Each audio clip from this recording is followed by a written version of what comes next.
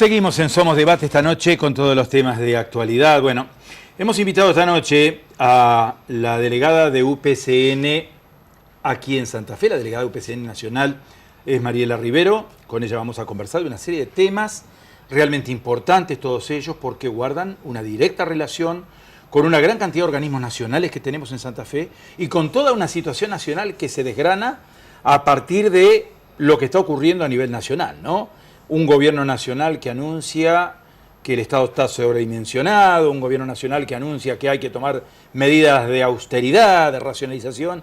Históricamente, cuando nos dicen eso a los argentinos, ya sabemos lo que pasa, ¿no? ¿Cómo está, Mariela? Gracias por venir. No, por favor, un placer. Buenas noches y gracias por su tiempo. No, por favor, un placer, la verdad que sí, un placer estar acá. Está bueno también que la gente tenga un poco idea de lo que está ocurriendo en los organismos que dependen del Ejecutivo Nacional que se encuentran en la zona de nuestro... ¿Cuántos organismos tenemos? 30. Sí, 30 organismos 30 públicos organismos, nacionales, sí, que tienen su representación dentro del interior. En cada organismo nosotros tenemos delegados nuestros. Yo represento a la UPCN. En mi cargo específico, yo soy secretaria general de la Delegación Regional Santa Fe. O sea, estoy a cargo de todos los organismos públicos de la región. En ese sentido, nosotros estamos atravesando un momento más que difícil por las políticas que plantea este gobierno y que han sido democráticamente elegidas por el pueblo y respetamos. Pero nos afecta directamente en las fuentes laborales. Se ha despedido gente de muchos organismos. De muchos organismos. Nosotros estamos recibiendo permanentemente en los medios de comunicación información desde distintos entes del Estado donde se denuncia. Y sí, probablemente no se despidan más a trabajadores, pero 2 en un lugar, 3 en un lugar, 5 en un lugar, trabajadores que quedan ante la alternativa de la incertidumbre de no saber qué va a pasar con sus fuentes de trabajo, y todo esto preocupa, genera una gran preocupación. Es sumamente preocupante, porque, a ver, el gobierno nacional generó un ministerio que es el Ministerio de Modernización. Ese ministerio está tratando de optimizar y de rever la reingeniería administrativa que convergen en muchas situaciones en el sentido del control, y desde el Ministerio de Modernización, por el tipo de administración que están aplicando, les resulta más fácil. Perfecto, eso se puede entender. Ahora, el recurso humano disponible dentro de los organismos públicos nacionales no solamente cumplen un rol técnico y necesario para que el Estado funcione de manera óptima, sino que también es un sector muy grande de fuentes laborales. Y esas fuentes laborales se fueron generando a partir de políticas que ha tenido este gobierno, los distintos gobiernos a partir de distintas décadas y años. Entonces, si entra un gobierno con un pensamiento diferente en cuanto a lo nacional, yo creo particularmente que si quieren achicar el Estado, como ellos dicen que quieren achicar, deberían generar previamente un mercado óptimo en lo privado, para que la gente que ellos saquen en un sector puedan incorporarse a otro. Transferencia. Porque si no, la gente entra al vacío. ¿A dónde va a trabajar la gente? ¿Cuántas inversiones vinieron? ¿Querés que te diga cuánta gente a mí me va a ver por día? Que no es mi rol ni mi función. Desesperada por un montón de cuestiones. La gente, los salarios son complejos, la devaluación ya nos hizo perder una pérdida enorme del salario, el aumento de las tarifas es vergonzoso y es vulgarmente procaz, es un insulto prácticamente a la gente y a la pequeña industria que no sabe cómo hacer para llegar a pagar los sueldos y que está codo a codo en muchos sectores peleando con los gremios y se están ayudando para que la gente no quede afuera. Y nosotros del Estado estamos manteniendo y tratando de llevar un diálogo para que esta gestión que entiende al Estado de determinada forma, hacerle comprender que el recurso humano no es un gasto. El recurso humano es una inversión que hace crecer día a día el Estado Nacional. y no se lo puede manejar como un gasto porque nosotros no somos un costo. Permanentemente, Mariela, desde los distintos gremios, estoy hablando de gremios hermanos, ¿no? Se denuncia empleo en negro en el Estado. ¿Ustedes palpan esta situación en los ministerios? Sí. Trabajadores precarizados, trabajadores a contrato, terminan los contratos, no se renuevan y los trabajadores quedan en su casa. ¿Lo palpan a esto? Mira, en el Estado te encontrás sorpresas enormes. Lo que se trata en principio es que a través de una carrera administrativa donde existan concursos, donde exista un sistema de selección, funcione, que es algo que UPCN está planteando en todas las mesas paritarias históricas desde hace muchos años. El cupo en el Estado Nacional no sería tan grande, con lo cual existen otras modalidades de contratación a través de contratos donde el empleado factura por algún convenio universitario, de alguna fundación, caso Argerinta, Ankara, hay un montón de tipos de contratación. Eso pasa en algunos organismos públicos. En otros organismos públicos vos tenés el contrato por tiempo determinado.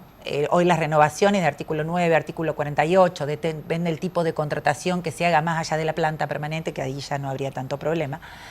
Los concursos son pocos, casi no hay. Hubo un concurso en 2015 y tuvieron que volver a rendir en el Ministerio de Trabajo, por ejemplo, otra vez todos los empleados. Bueno, una serie de cosas que, esperemos que mediante el diálogo, nadie quiere que las cosas funcionen mal, porque los que peor la pasan son los trabajadores. Uno piensa siempre... Eso es claro. Yo no sé, ¿no? Uno no conoce, yo me he desempeñado toda mi vida en el sector privado, no conozco cómo funciona el Estado, pero me da la sensación de que hay mucha irresponsabilidad en la clase política cuando toma empleados que sabe que van a estar en una situación transitoria y que cuando terminan sus contratos, se les termina la fuente laboral. No es tan irresponsable contratar gente en esas condiciones, sabiendo que algún día se terminan los contratos, claro, y esa gente se va a su casa. Y no, más bien, probablemente, esperar a que se vayan produciendo las vacantes en el Estado y convocando a los concursos que corresponden. Debería ser así. Debería ser así. No hay demasiado cupo en el Estado para lo que realmente se necesita. El cupo siempre es menor a lo que realmente se necesita dentro del Estado. Recordemos que a partir de la recuperación de todos los organismos públicos del Estado, automáticamente aumenta el sector de trabajadores, porque son los que trabajan dentro de los organismos recuperados hasta ahora. Pero básicamente, y más allá de eso, si existe un tipo de contratación temporal por parte del Estado, el Estado tiene que entender que cuando se termina esa temporalidad, la gente, si tiene la opción de ir a trabajar a otro lado, el mercado debería estar preparado para eso. Claro, porque uno entiende que se producen bajas naturales, se producen bajas por retiro, se producen bajas por jubilaciones, sí, se producen bajas porque deciden trabajadores pasar del sector público al sector privado por alternativas, mejores condiciones salariales, y allí se producen vacantes. Entonces uno interpreta que tendrían que tener la prioridad estos que están contratados, estos que están trabajando. Por supuesto, pero y esto no ocurre en el Estado. Generalmente hay concursos internos, o sea que los concursos siempre tienen prioridad la gente que ya está trabajando. No hay concurso abierto. En ese sentido, las vacantes siempre se están dando dentro del mismo organismo. En ese sentido, no es que se abre públicamente en el momento y la gente que está trabajando de hace años queda en desventaja. Creo que eso no pasa en ningún sector, porque, por ejemplo, en otros organismos del Estado también, como puede ser el Poder Judicial, si bien es abierto, la gente que trabaja o que ha trabajado o que tiene alguna pasantía tiene un puntaje especial, con lo cual eso le ayuda en el ranqueo, bla, bla, bla. Bueno, en el Estado Nacional pasa que se concursa dentro justamente para favorecer a la gente que ya está trabajando. Uno se pregunta también, porque claro, cuando uno no conoce tiene que consultar, ¿no? La masa salarial sí, de los trabajadores es digamos, el eje que desnivela la balanza del gasto público, la masa salarial, o hay otros ítems que dentro del Estado desequilibran ese presupuesto. ¿Sabes lo que pasa? Uno no puede plantearse en cuánto es, porque ahí estaríamos conceptualizando otra vez el recurso humano como un gasto. Y el recurso humano dentro del Estado no tiene que considerarse un gasto. Entonces no es una cuestión a ver. Se pueden optimizar circuitos, funciones, alternativas, pero dejar hoy a la gente sin trabajo, achicando teóricamente los procesos en cuanto al sector público, no lo veo inteligente en el sentido de que esa gente, y del Estado también es responsable, a algún lugar tiene que ir. ¿A dónde se va? ¿Abajo de un puente? Pregunto.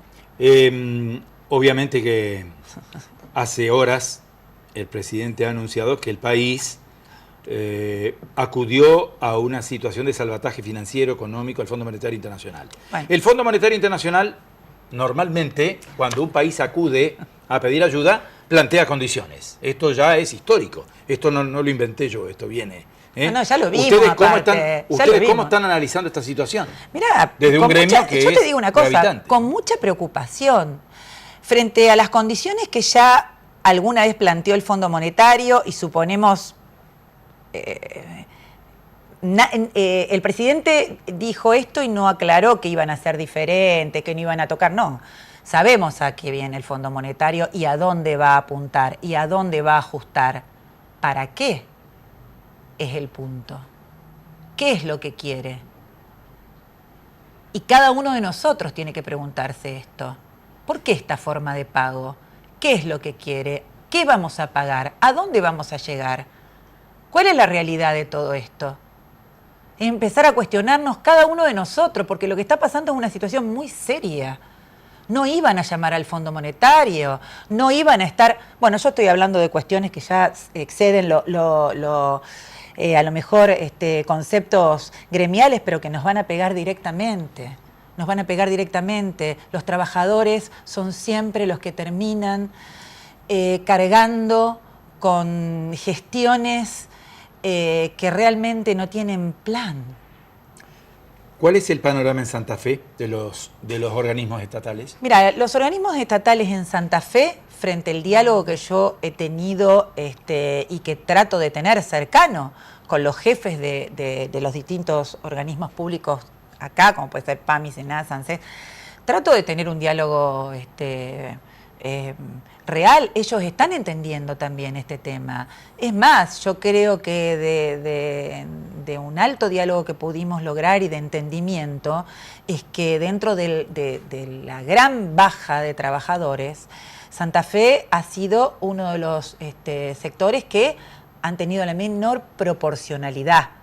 Igual es tremendo, porque un solo trabajador es trágico, porque vos lo ves, sos el responsable, te viene a ver, te viene a decir, bueno, no me quiero quedar sin trabajo, ¿qué hago? ¿Cómo hago? Y nosotros negociamos hasta las últimas consecuencias y no vamos a dejar, no vamos a permitir. Hay situaciones que se han dado en ENACOM, hay situaciones que se han dado en la CNRT, hay muchas situaciones puntuales, ¿no? Sí, no de nuestro gremio. No de nuestro gremio. Los diálogos con nosotros, por suerte, pudimos ir resolviendo. La gente afiliada a UPCN no ha tenido el mismo destino, a lo mejor, que trabajadores afiliados a otros gremios. ¿Han tenido repercusiones desde otros gremios? O sí, otros gremios han tenido para articular acciones, digo, ¿no? Porque frente a esto... Sí, claramente.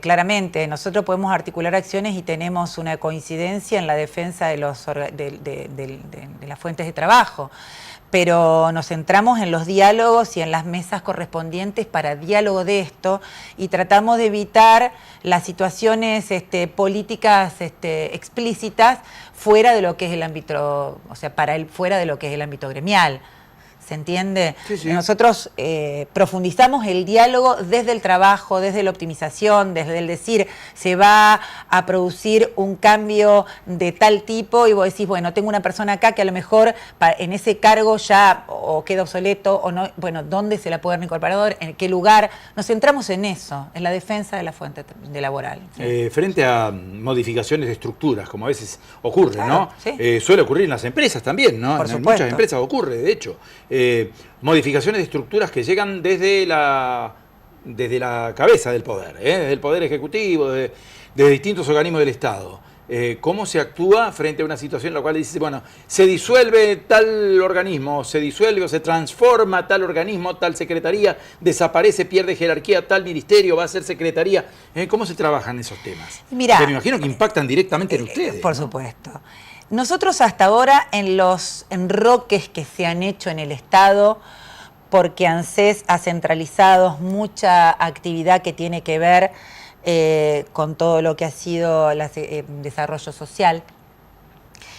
Bueno, se le ha tratado de incorporar a estas personas dentro del ámbito de ANSES, en principio conservándole y garantizándosele que a pesar de que este organismo no va a tener una función, no va a tener una presencia física, la actividad se va a seguir haciendo en otro organismo que concentra el servicio social.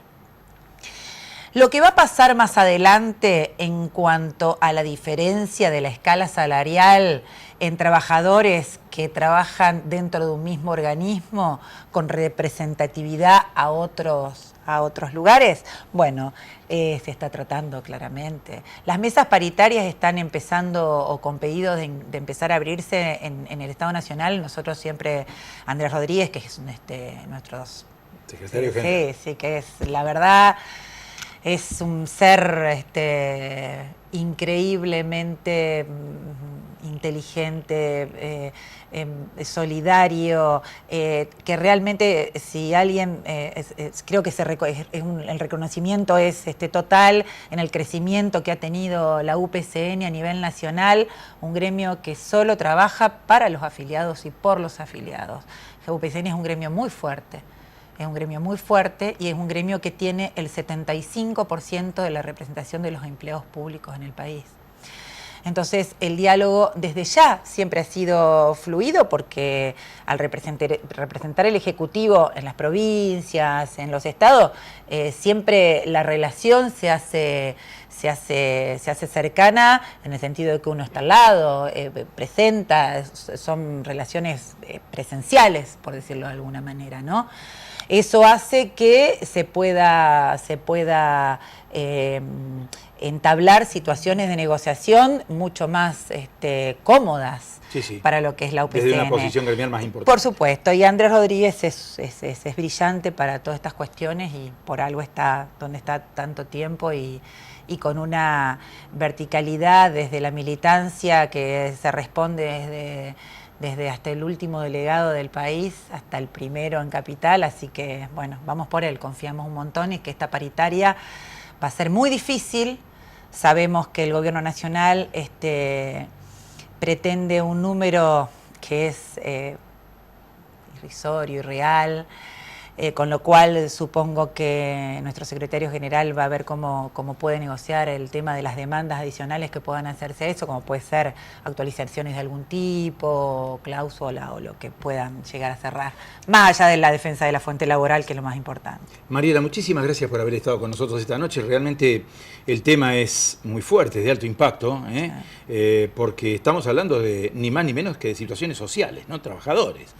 No son números, son personas, son familias. Son familias que tienen familiares enfermos, que tienen hijos menores, que pagan un alquiler, que mandan los chicos al colegio y que en Capital Federal, cuando los trabajadores han querido ingresar a los organismos, ha estado gente de gendarmería y demás, sin ni siquiera dejarlos ingresar a un laburo que a lo mejor han tenido hace 10 años, 15 años.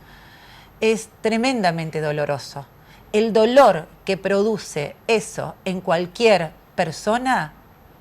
Sí, el desarraigo. Y no sé si cada uno logra entender eso y cada uno logra ponerse un segundo en el lugar de la persona que queda sin trabajo en este momento, creo que ahí la conciencia va a ser colectiva, nacional y vamos a entender bien de qué se trata. Gracias nuevamente. No, por favor, un placer. Gentil, un placer. Gracias por estar con nosotros. Bueno, con Mariela Rivero hemos completado otro bloque aquí en Somos Debate. Vamos a una pausa, hay más temas. Volvemos enseguida.